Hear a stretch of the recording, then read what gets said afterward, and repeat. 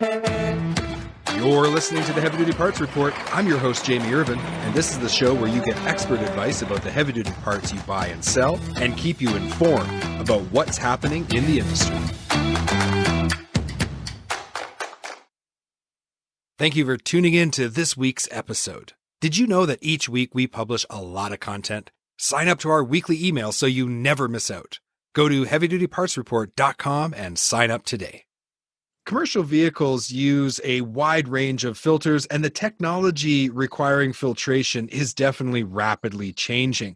What can we learn from a company that has been manufacturing filters for 60 years? Well, today we're going to find out. I'd like to introduce you to Jim Taft. He's the Key Account Manager, and Chad Foote is the Director of Sales at Hanks North America. Jim, welcome to the show. Hey, thanks. Pleasure to be here. Chad, nice to have you here. Yeah, thanks, Jamie. So I have a question. I guess I'll direct this to Jim first. Jim, with your company being a global company, you've been in business for over 60 years. You started in automotive, but you're moving towards commercial vehicle products. What does Hanks bring to the North American market that's unique? Well, Jamie, I don't know that these necessarily make us unique, but Hanks has three characteristics that I think separates us from our competitors. First, as you mentioned, Hanks has been in business for more than 60 years, but what's really important to note with that is that it's been in the same family for 60 years. Being privately held while still having more than $500 million in annual turnover, it's a bit of a luxury for us. We have flexibility similar to that of a smaller company. We'll get the financial backing and some of the scale of a much larger company. I like to kind of share this little anecdote that I think is a great example of just that. Our response to COVID-19, our executive leadership really just wanted to do something. So, in less than a month, we kind of leveraged our global manufacturing footprint and our expertise in filtration, and we just started producing ASTM level 1 masks. Kind of help out with the global supply chain crunch that was going on, and kind of just do our part for the community. We continue to manufacture them, and we've even made it so that we can sell them to private customers, not just giving them to our customers and hospitals like we have been. And I really think, that's a good example of something that kind of sets us apart. Some of those bigger companies for whom we've all worked, they're slow, they're inflexible, there's a lot of red tape, and we just don't have that here.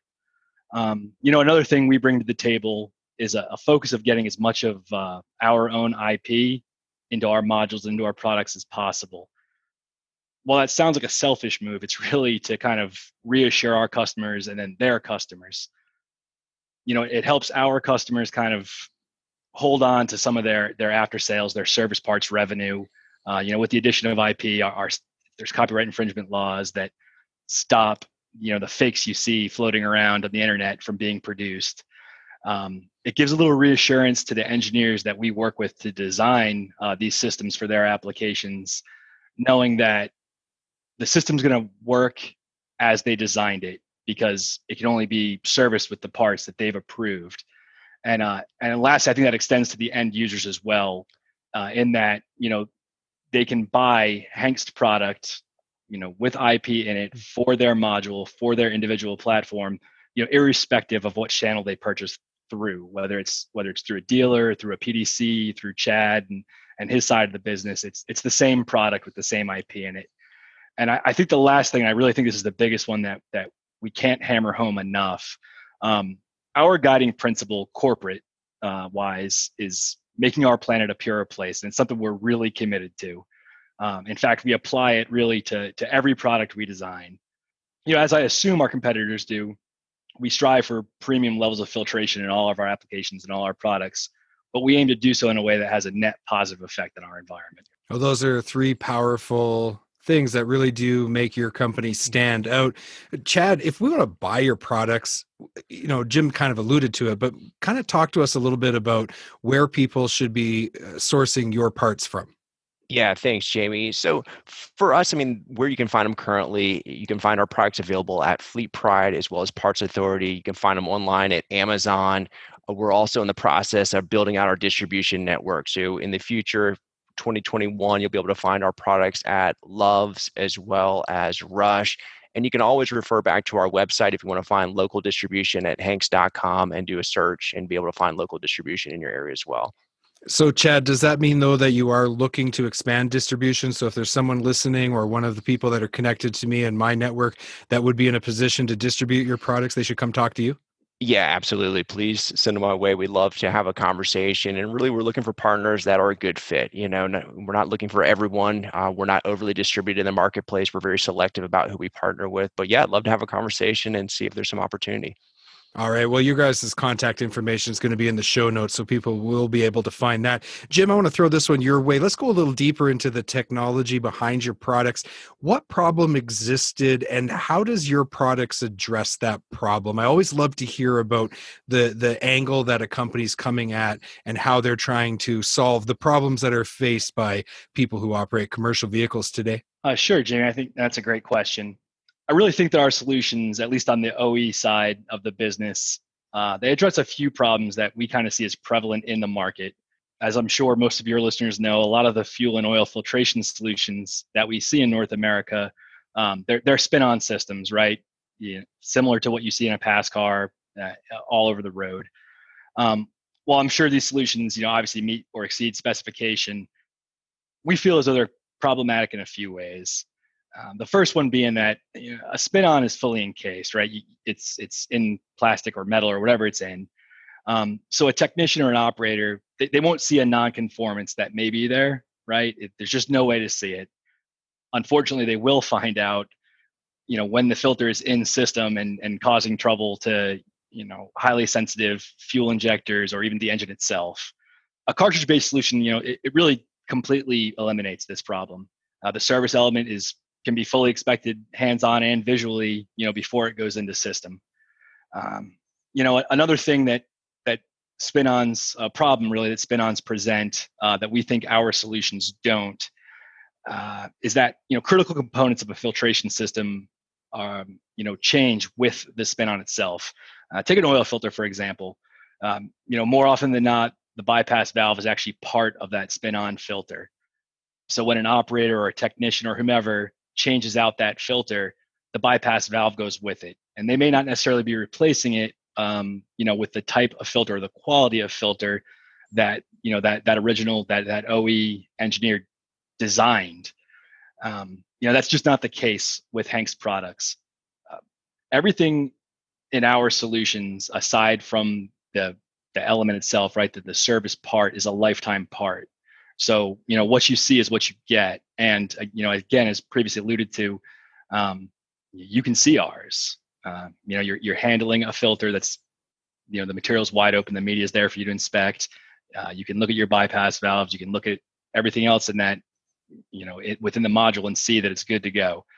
And lastly, to be frank, spin-ons are wasteful, right? There's full of metal. They get taken off, they get thrown in a trash can, they go to a landfill, and they sit there for the next few hundred years. Our cartridge-based systems, they contain a technology that we call an energetic solution, right? And what that really means, there's no metal in our inserts, in our elements. They're 100% combustible, right? So they can be recycled, they can be burnt for energy. We think that's a good thing, really, because we're all seeing it. The CV world is starting to move towards EV applications. Everyone's highlighting it between BEV and FCEV.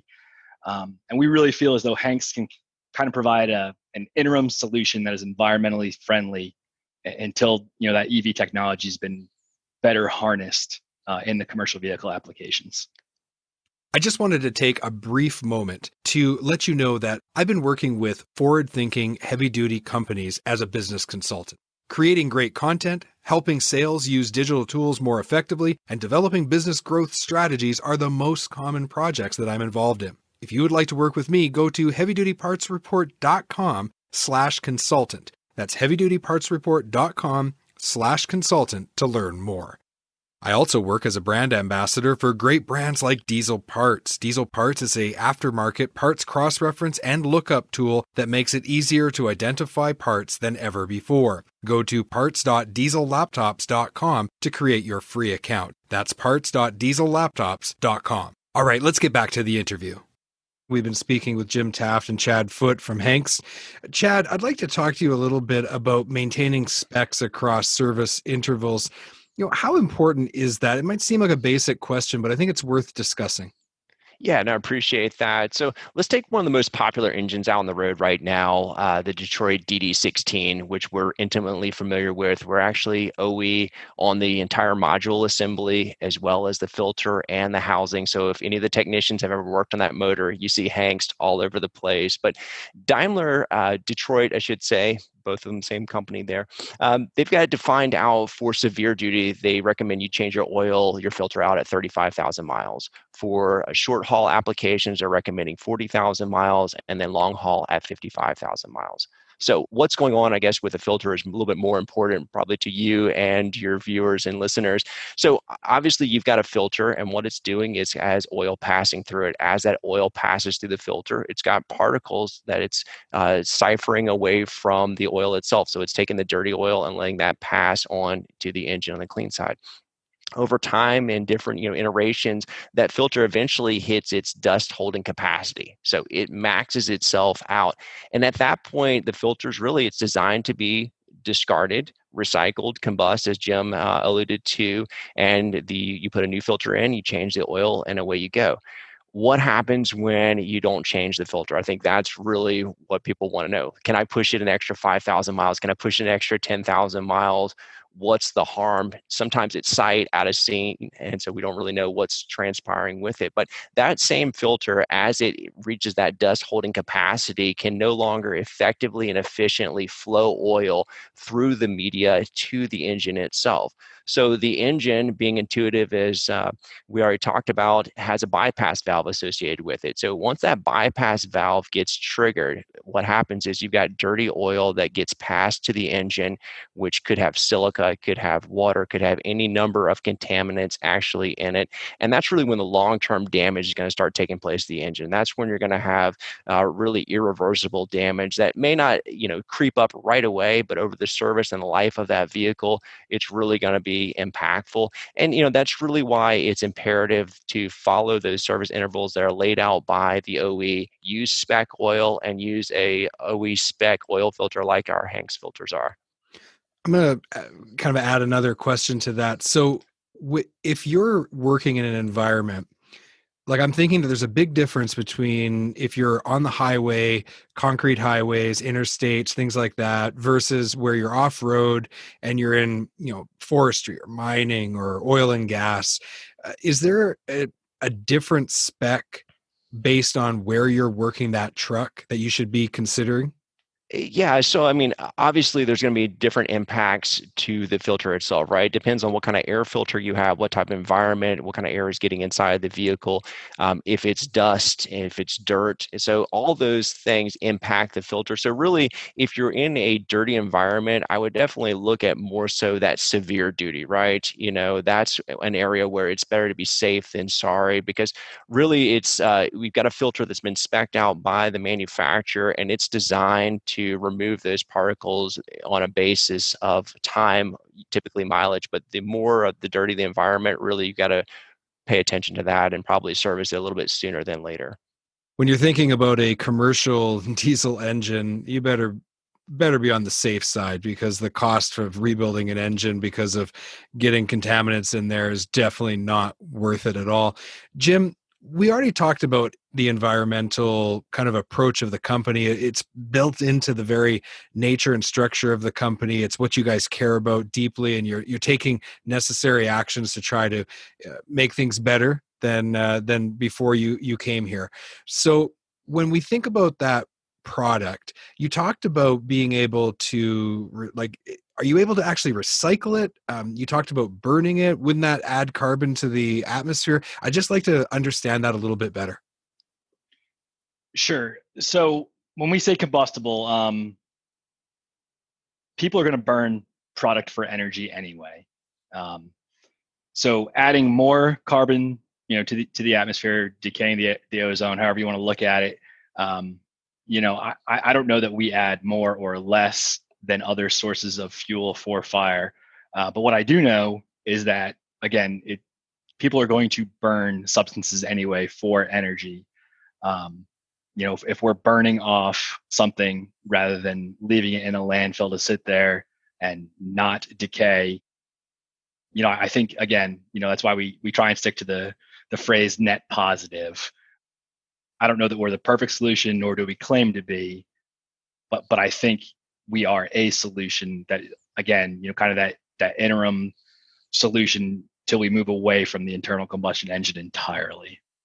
Yeah, that makes a lot of sense to me. And one of the things that kind of bothers me when people, I don't want to get political or anything like that, but my own kind of viewpoint on this is we have to take logical, practical steps to improve the situation. And I think people underestimate the massive leaps we've taken, especially in the commercial industry, to try to reduce what we're putting into the atmosphere and the negative contribution to the climate and all the things that go along with that. So anytime you can work with a company that really cares about that, and like you said, has that view on a positive approach, I mean, we're not making things worse, we're trying to make things better. That's worth something to me.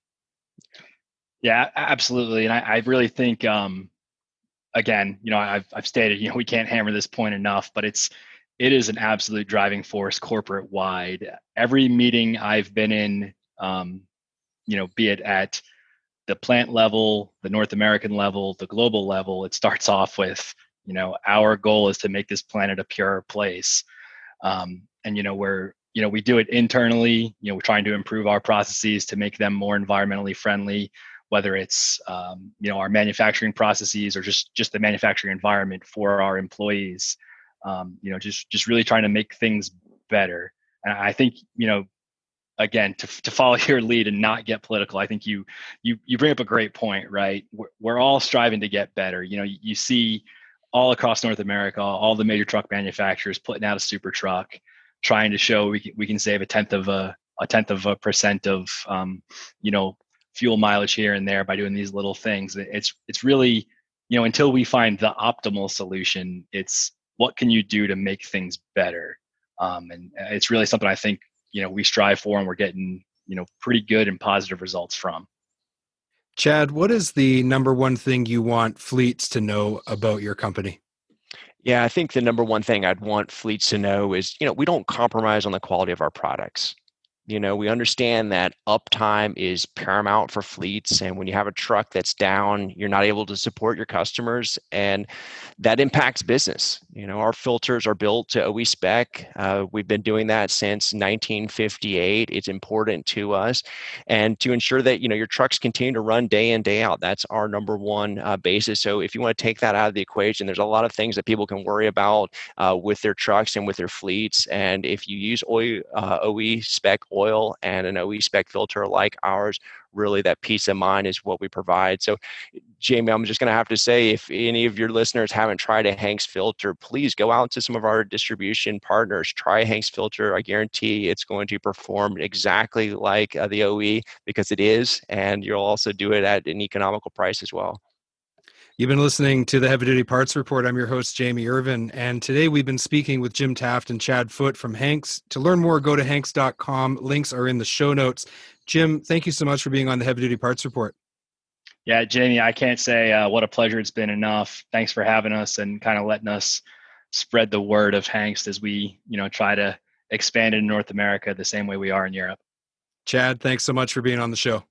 Jimmy, really appreciate it. Look forward to the next time. Did you know that on Friday at 10 a.m. Mountain, 12 Eastern, we broadcast live interviews that you can participate in? Tune in on LinkedIn, YouTube, or Facebook. Learn more at heavydutypartsreport.com/live. That's heavydutypartsreport.com/live. Thank you so much for tuning in to this week's episode of the Heavy Duty Parts Report. I'm your host, Jamie Irvin, and I just like to remind everyone to focus on cost per mile and let's keep those trucks and trailers rolling. You can watch our next video. Make sure to click the like button, write a comment, and don't forget to subscribe.